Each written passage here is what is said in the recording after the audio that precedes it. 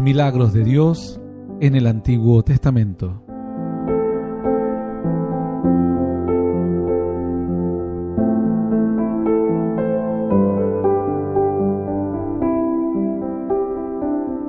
Muy bien, llegamos a nuestra estación de los milagros de Dios en el Antiguo Testamento. Ayer hemos desarrollado, obviamente continuamos con esta historia de Abraham, en aquel milagro donde un ángel se le aparece en la cumbre del monte Moriah, cuando Dios lo prueba diciendo que debía sacrificar a su hijo unigénito. Ya hablamos demasiado, por lo cual no puedo hacer una síntesis del tema. Los invito a que escuchen los programas consecutivos anteriores y van a ver desde el versículo 1 todo lo que desarrollamos.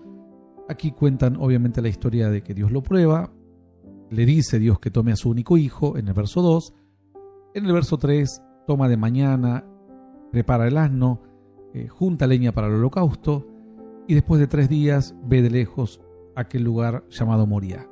En el verso 5 habla de que suben solos, es decir, él era el protagonista, su hijo era el sacrificio en teoría, y sus siervos no lo acompañan. Bueno, hablamos y desarrollamos cada uno de estos temas, cada enseñanza que nos ha dejado cada versículo. Luego hablamos acerca del holocausto, la penúltima visita, lo que significa el holocausto, el fuego, el cuchillo, la leña. Y posteriormente, la última visita, hablamos del versículo 7, donde dice: entonces habló Isaac a Abraham su padre y dijo: Padre mío. Y él respondió: heme aquí, mi hijo. Y él dijo: he aquí el fuego y la leña, mas ¿dónde está el cordero para el holocausto? Y respondió Abraham: Dios se proveerá de cordero para el holocausto, hijo mío. E iban juntos. Bueno, aquí hablamos un poco comentamos las profundidades de los niveles de profundidad que tiene una palabra. El primer nivel, digamos, cuenta una historia, describe una historia, Abraham con su hijo y la relación con Dios. Luego podemos seguir profundizando esto, como les expliqué antes, otro nivel más profundo. La misma palabra nos deja otro mensaje. ¿Cuál es el mensaje? Acerca de un padre que iba a tener que sacrificar a su único hijo para conciliar al representante de Dios, al representante de los hombres, que es Abraham, con Dios. Entonces, y esto lo hizo finalmente Dios con su hijo unigénito Jesús. Por lo cual aquí nos muestra otra profundidad de la palabra, una historia que anticipatoria, espejo, figura de algo que luego iba a ocurrir. Después seguimos profundizando un poco en esta misma historia y nos hablaba acerca de este tema de que el holocausto, que es lo que representa, es decir, la enseñanza para los creyentes, que representa el holocausto para hoy, la reconciliación, el perdón, la paz con Dios. Y el holocausto podía tener diferentes formas. A veces era una ofrenda, a veces un agradecimiento, y a veces era pedir perdón por los pecados o expiación, obviamente. Entonces, aquí nos da una forma de que lo que significaba el holocausto para aquellos días y lo que significaba, obviamente, significa el holocausto para nuestros días. Entonces, aquí hablamos un poco del sacrificio de Cristo y luego hablamos en otra profundidad de que también la Escritura habla del sacrificio de los hombres. Sin sacrificio no hay bendición. La Biblia dice: yo subo a la cruz, dijo Jesús, pero ustedes tomen su cruz y síganme. Es decir, así como nosotros somos cristianos, significa pequeños cristos, Jesús dijo: ustedes también van a subir a la cruz. Ustedes también, pero a su cruz, no a esta cruz de morir por toda la humanidad, a la cruz de morir a sus tentaciones, a sus pecados, a lo malo que convive entre ustedes, en sus corazones. Entonces aquí tenemos otra enseñanza para los creyentes, que es el espejo del sacrificio de Abraham, junto con lo que pronto o tiempo adelante ocurriría con Jesús. Luego también es una enseñanza hacia los creyentes, porque ese sacrificio se cumple con Cristo, mas luego debe cumplirse con los seguidores de Cristo. Luego esta historia nos sigue hablando más y entramos a otras profundidades más. ¿Qué es lo que nos habla? Nos habla de que el sacrificio es bueno, la leña, toda la simbología es otra profundidad, que significa el fuego, la leña, etc. el cuchillo y demás. Ya vamos a otra profundidad. Y luego entramos a otro, como a un quinto nivel de profundidad de la misma palabra, la cual nos enseña que el holocausto sin sacrificio está incompleto. Puedes tener el altar, puedes tener la leña, puedes tener el fuego, puedes tener el cuchillo, pero si no tienes el cuerpo muerto, no pasa nada. Entonces, otra enseñanza más. Tengan en cuenta todas las enseñanzas que nos va dejando una historia. En esto difiere un estudio bíblico de un análisis o una enseñanza profunda de la Escritura.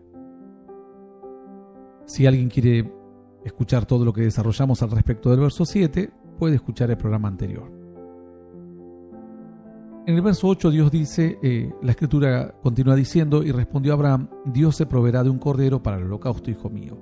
Entonces aquí hemos hablado un poco ya también acerca de lo que significaba la fe, ¿no? La fe, la convicción de que junto con las dificultades Dios deja una puerta de emergencia, ¿no? Esto de puertas de emergencia parece un invento moderno, pero no lo es. Dios dijo que siempre con las dificultades habrá una puerta de salida para que los hijos de Dios, quienes conocen la señal, puedan escapar por ella. Y luego el verso 9 dice, cuando llegaron al lugar que Dios les había dicho, edificó allí un altar a Abraham y compuso la leña. Entonces, y ató a Isaac su hijo y lo puso en el altar sobre la leña. Ya desarrollamos un poco esto del altar, muy importante. Hablamos de que el altar significan doctrinas, porque las piedras habla de doctrina, porque dice que nadie puede poner un fundamento diferente, el fundamento de los apóstoles, el fundamento de Cristo, es decir, el fundamento de los hombres que vivieron antes. Tengan en cuenta que cuando los hombres se dirigían a Dios, se dirigían sobre un altar. Decían, ¿clamo a quién? Clamo al Dios de Abraham, al Dios de Isaac y al Dios de Jacob. Entonces ellos ponían el fundamento de su enseñanza, de su fe, de su creencia, componían el altar y ahí invocaban a Dios. La gente dice, yo le pido a Diosito. ¿A cuál Diosito? Porque si vos le preguntás a un indio cuál es su Diosito, tienen 200 millones de dioses. Si vos le preguntás a un musulmán, su Dios es diferente. Y así vos le podés ir preguntando a diferentes personas o diferentes razas o naciones y el concepto de Dios será totalmente distinto. Entonces, por eso es que las piedras, recoger estas piedras representan pararse, afianzarse sobre la doctrina establecida. ¿Qué es doctrina? La forma de conocer a Dios y de entender sus mandatos, sus ordenanzas, sus normas. Si vos decís, yo soy el Dios, yo como los falsos profetas dicen, nosotros somos cristianos, es una mentira, ellos no son cristianos, porque no respetan la Escritura. Por ejemplo, yo te comenté muchas veces que Freyson necesitó leer el libro más hereje que he leído. Bueno, nunca leí estos libros de payasada que hay en las librerías cristianas, que no son de enseñanza, sino que son de fábulas, como el Buenos Días Espíritu Santo. Entonces, su fundamento, la piedra que pone como fundamento Freyson, la unión de las asambleas de Dios en este caso, son fábulas, y te van a salir con el avivamiento de la calle Azusa y toda esta historia y los grandes guerreros de la fe, etc. Ahora yo digo, la Biblia está de adorno entonces, porque primero que muchos de estos que ellos dicen que son generales de Dios no lo han sido nunca. Aimee McPherson era una persona con grandes problemas psicológicos. Kathryn Kuhlman, otra desquiciada más. Y así puede seguir la lista, los supuestos generales de Dios. Pero como la Biblia no les es suficiente, porque la Biblia no les habla a ellos, esta escritura no se les ha revelado, esto es oculto para ellos. La Biblia dice será como libro sellado. Así dice la escritura.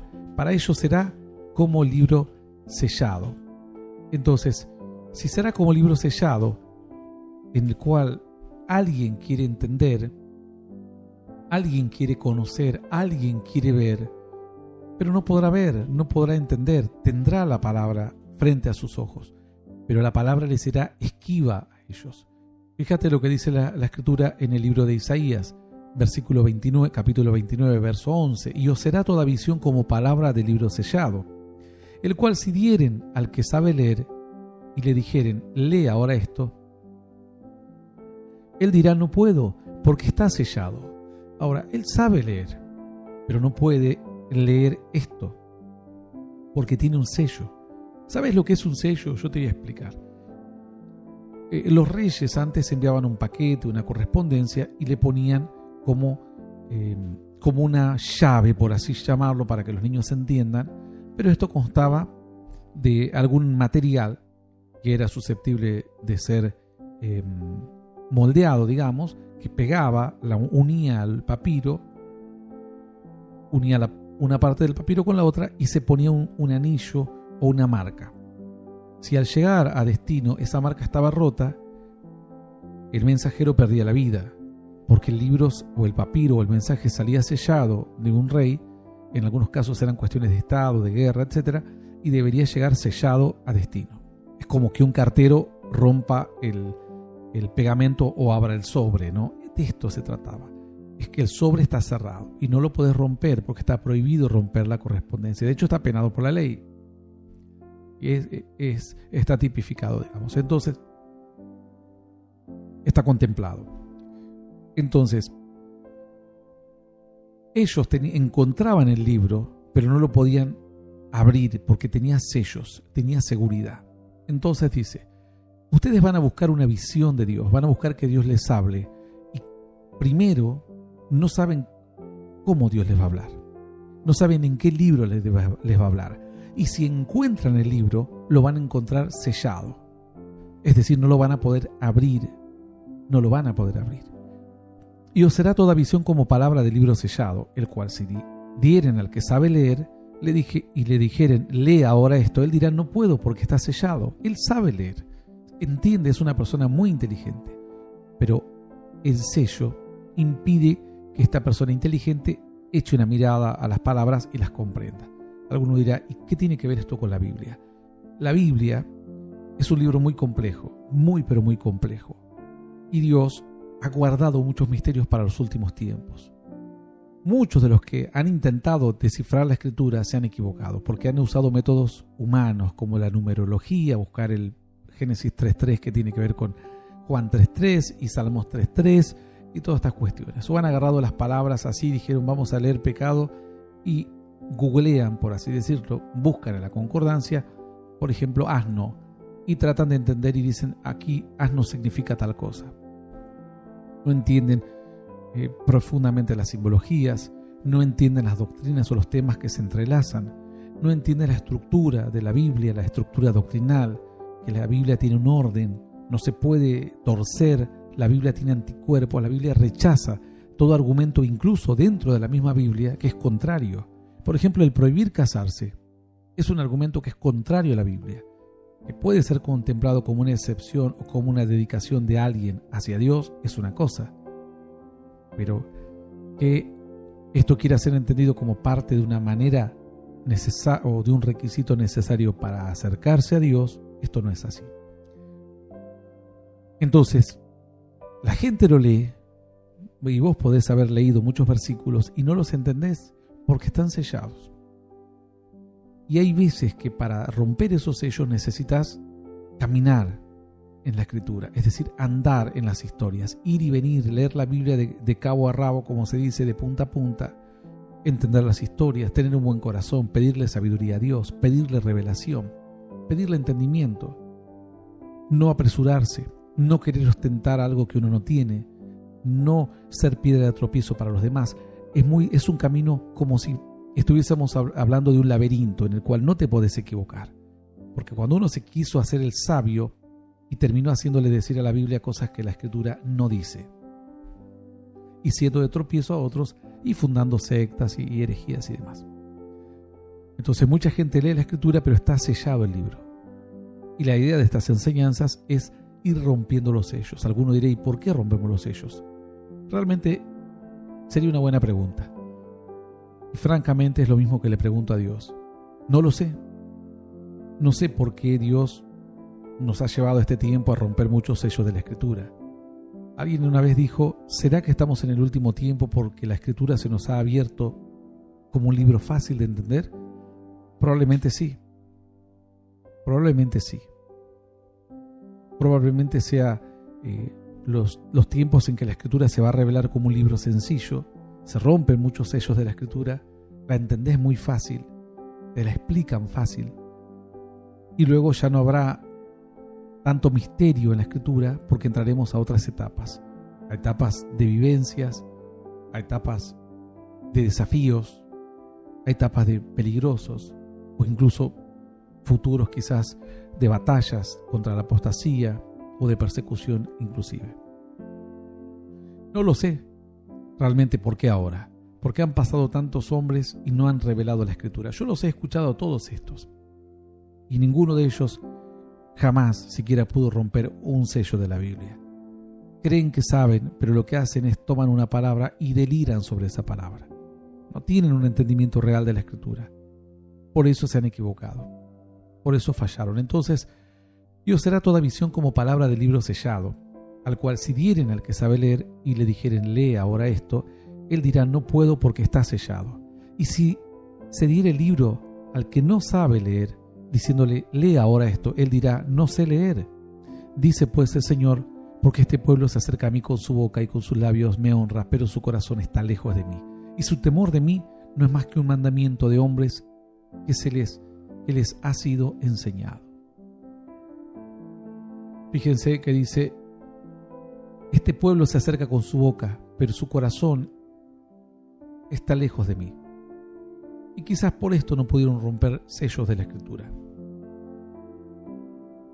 Volviendo a esta historia entonces de Génesis, cuando la palabra nos habla de estas doctrinas, de estas piedras con las que se construye el altar, hemos explicado que el altar se debía construir con las piedras que se encontraban. Nadie llevaba piedras para armar un altar o bloques de ladrillos. Tenían que ser piedras en bruto, como estaban. Y Dios iba a armar como una especie, o ellos iban a tener que armar como una especie de rompecabezas para entender claramente, y la película resultante sería un altar a través del cual nos acercaríamos perfectamente a Dios. La Biblia, o las historias de tantos hombres y mujeres, de Abraham, de Isaac, Jacob, José, Elías, Isaías, Jeremías, entre tantos hombres de Dios, David, Moisés, todos ellos son como piedras, no en sí ellos, sino la vivencia de ellos, la doctrina.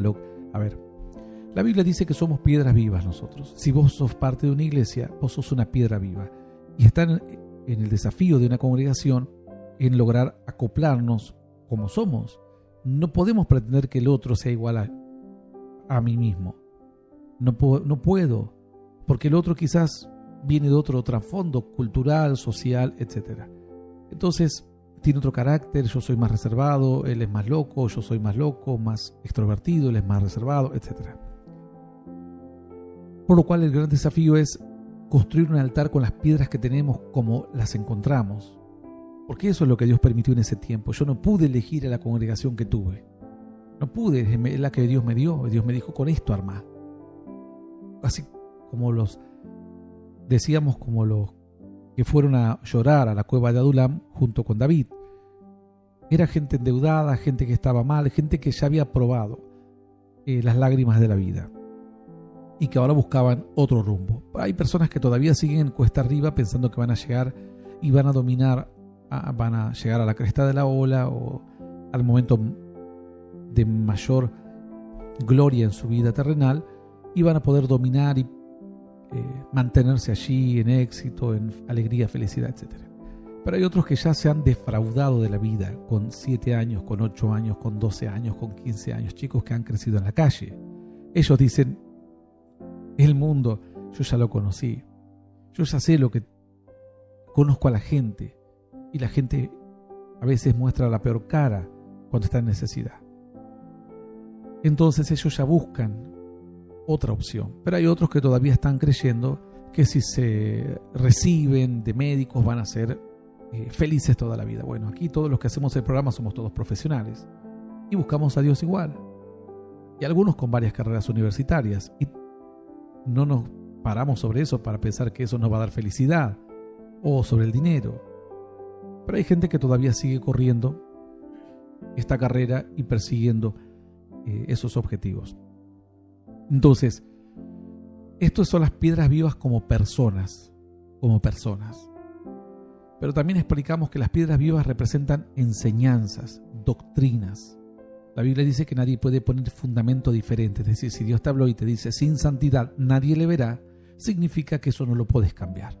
Si Dios te dice lo que de gracia recibiste, dad de gracia, vos no podés ir a cobrar para enseñar la Biblia. Podés decirle a la gente que te colabore, porque vos necesitas vivir si sos un maestro de la palabra. Pero vos tratás de darlo por gracia, brindar por gracia. Vos no podés cobrar un milagro, por ejemplo, porque el milagro no lo hacemos nosotros. Si bien intercedemos, pedimos a Dios, los guiamos, pero no cobramos por los milagros. Entonces, estos falsos profetas han puesto otro fundamento, totalmente diferente. Ellos no tienen explicación para lo que hacen. Por ejemplo, han dejado la Biblia de lado y han tomado libros fantásticos, el libro de Buenos Días Espíritu Santo, o el libro de Freyson, el libro de Anacondia. Todos tienen sus libros, ¿no? Y todos quieren y dicen que tienen el secreto, el código, apretás como si fuese una caja fuerte, los botoncitos y se abren todas las bendiciones. Y mientras que la Biblia parece que queda a un lado como de adorno. La Escritura entonces habla de que estas piedras son doctrinas, enseñanzas, formas que Dios se revela.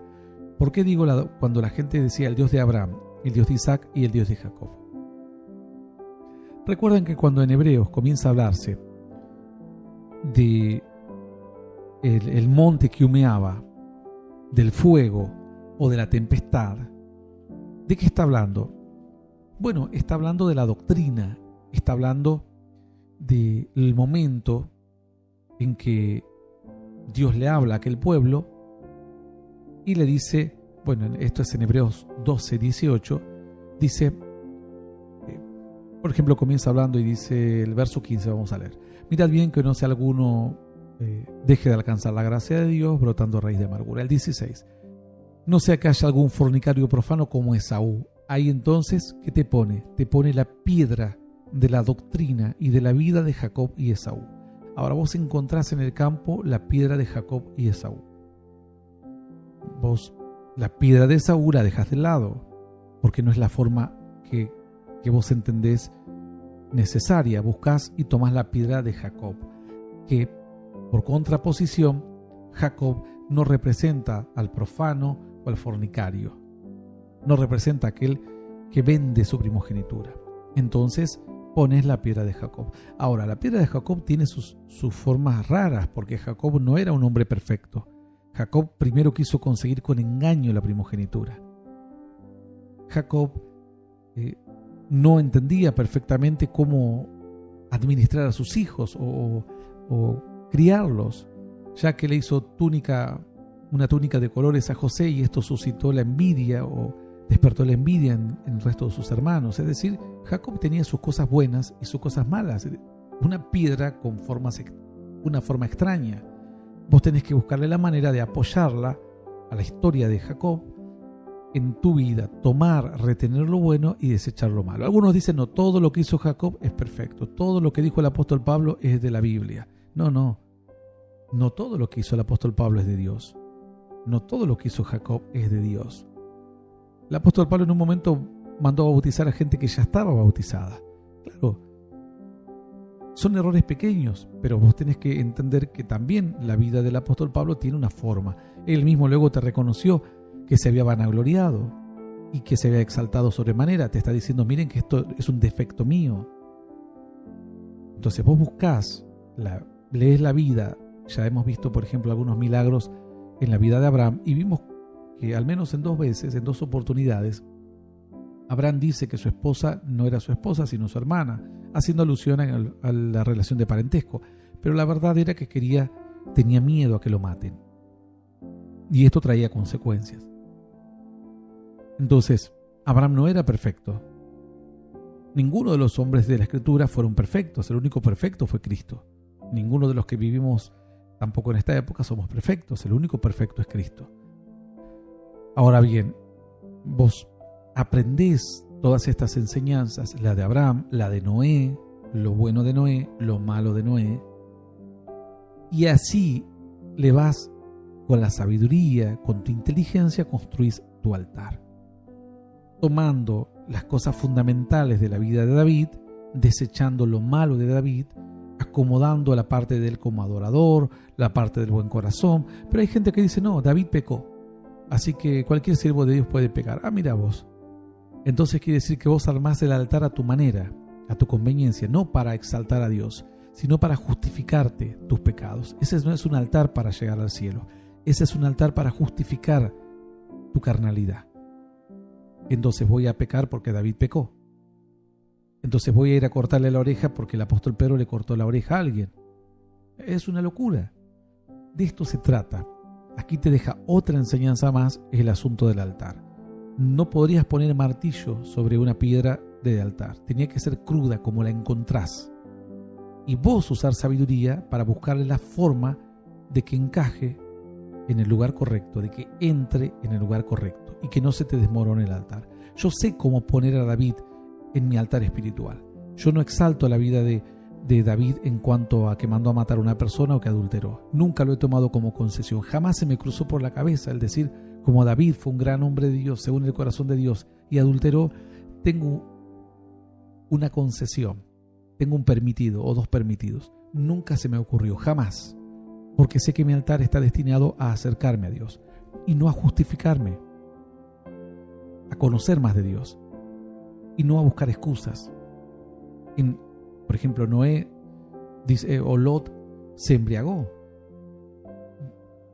Noé descendió del arca, también se embriagó. Es decir, vamos a ir buscando los errores. Salomón, ¿qué voy a buscar de Salomón? Voy a ver todo lo que se fue detrás de los ídolos de sus mujeres, o me voy a quedar con la sabiduría, o me voy a quedar con el entendimiento y la revelación que Dios le dio gracias a la búsqueda. Y cuando él dijo, yo solo te pido sabiduría y no te pido riquezas, ni fama, ni nada, ni honra, porque quiero hacer bien la tarea que me has encomendado. Yo me quedo con eso, y con eso construyo mi altar.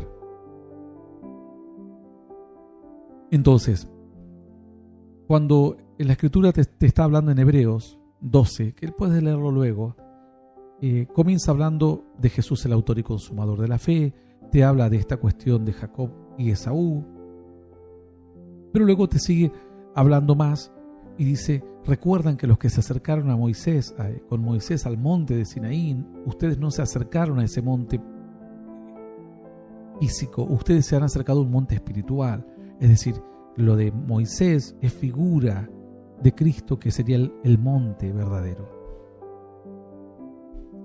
Vean cómo él trae una piedra del pasado y la pone como fundamento para seguir enseñando la palabra. Entonces creo que esto ya lo han entendido, supongo y espero que sea así.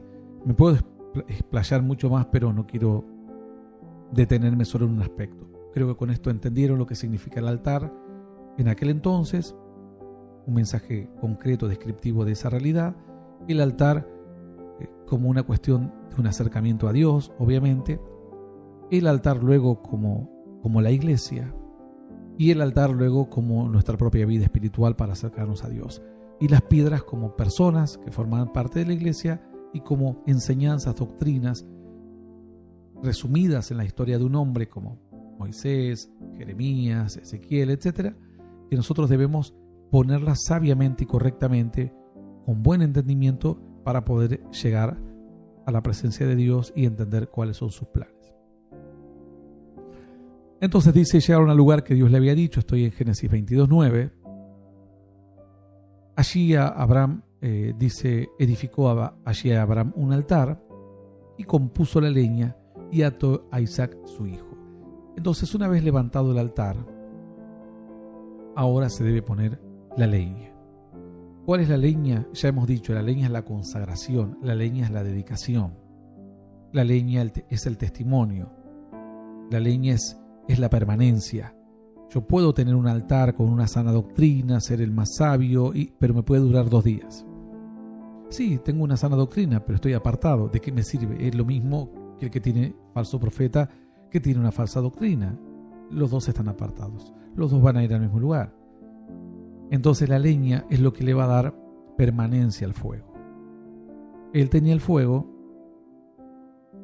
y la leña es lo que permite que se consuma y arda, porque vos con un encendedor poniéndotelo debajo de la mano 10 segundos o 2 segundos no quemas tu carne, no la quemas. No haces un asado de un cordero o de cualquier animal con un encendedor debajo de la carne por 4 segundos. No lo haces, simplemente le dejas una marca mínima. Para que pueda cocinarse bien el animal, quemarse la grosura, la grasa, etc., necesitas bastante fuego para que pueda permanecer encendido durante el periodo de la cocción. Puede ser 1 hora, 2, 3. Hay gente que cocina sus carnes asadas casi 3 horas. Esta es la perseverancia, el testimonio, la vida, la dedicación de un hombre o una mujer de fe. Finalmente dice, y ató a Isaac su hijo y lo puso sobre el altar, sobre la leña. Ahora finalmente sí, teníamos que tener el sacrificio. El animal, en este caso obviamente está suplantado por Isaac su hijo, y sería lo que él entregaría. Aquí el altar entonces, recuerden que tiene varios significados el altar. Tiene un significado de perdón de pecados o de expiación por el pueblo, tiene significado de reconciliación, tiene significado de adoración, pero también tiene significado de renuncia. Vos matás algo que te sirve, porque vos no ibas a matar el animal enfermo. Hay gente que dice, yo doy una ofrenda, ¿cuánto doy? 2 pesos. Dice Dios, pero esos 2 pesos ni a tus hijos le das 10 veces más. Dios dijo, yo no quiero, estoy harto de tu ofrenda, dice Dios. No quiero saber nada con tu ofrenda. No quiero saber nada con tus diezmos. Estoy cansado y no los puedo sufrir más, dice la Escritura. Porque me traes las obras, me traes el animal rengo, el animal enfermo, el animal tuerto. Y dice, y este sacrificio no sirve. Porque el sacrificio también implica una renuncia de algo que te duele. David, aquel que algunos lo caracterizan por simplemente haber adulterado y mandado a matar al marido de la mujer, David, cuando fue a hacer un gran sacrificio de muchos animales engordados y demás, vino alguien y le dijo, yo le voy a dar todos los sacrificios, los animales para el sacrificio, para que el rey sacrifique todo lo que quiera. David lo miró y dijo, yo no voy a aceptar tus animales, porque no le voy a dar a Dios un sacrificio que no me haya costado. Le voy a dar un sacrificio a Dios que me duela, que me cueste. No voy a sacrificar tu animal. Eso no me duele, eso no me cuesta. Voy a sacrificar lo que me duele, lo que me cuesta. Esta es la actitud de renuncia, lo que te duele. Entonces el altar significa renuncia. La carne muere cuando vos renunciás, decís, Señor, yo renuncio a la pornografía. No es porque digas, a partir de ahora me hice asexual. No, tu carne quiere seguir continuando en esa locura, pero vos, en un acto de entrega hacia Dios, vas al altar y haces un acto de renuncia. Renuncio al juego de azar, renuncio a la ira, renuncio a la depresión, renuncio a la vagancia, a la dejadez, bajo la excusa de que Dios algún día me prosperará. Si te levantás a las 3 de la tarde, nunca te va a prosperar Dios. Si no trabajás, no te capacitás, buscaste la fácil. Cuando hay chicos que están durmiendo o quizás 1 o 2 días sin dormir para rendir un examen, vos dormís panchamente y te acostás a la hora que querés. O no buscás un trabajo. Bueno, hay que hacer un sacrificio, un esfuerzo. Decir, Señor, renuncio a la vagancia, a la dejadez, voy a ponerme a trabajar, voy a terminar mis materias, aunque no quiera hacerlo, pero lo voy a hacer por ti, para honrar tu nombre, para que con mi vida sea un buen testimonio de un buen creyente, de un buen hijo de Dios. El altar significa renuncia. También el altar, como te digo, significa renuncia. Y aquí Abraham estaba renunciando a lo que más amaba, que era su hijo. Y Dios dijo, yo voy a renunciar, yo voy a entregar lo que más amo, que es a mi hijo. Tanto estuvo dispuesto a hacer Abraham por Dios. Y a veces nosotros, cuando tenemos que hacer algo, lo hacemos tibiamente. O damos las obras. Decimos, ¿por qué la iglesia está toda mal sucia así? Y porque la gente no tiene renuncia. Porque no son capaces de decir, me privo de tomar un helado un día. Nadie dice que te prives de darle de comer a tus hijos. Me privo de tener el pack de esta serie y de la otra serie y Netflix.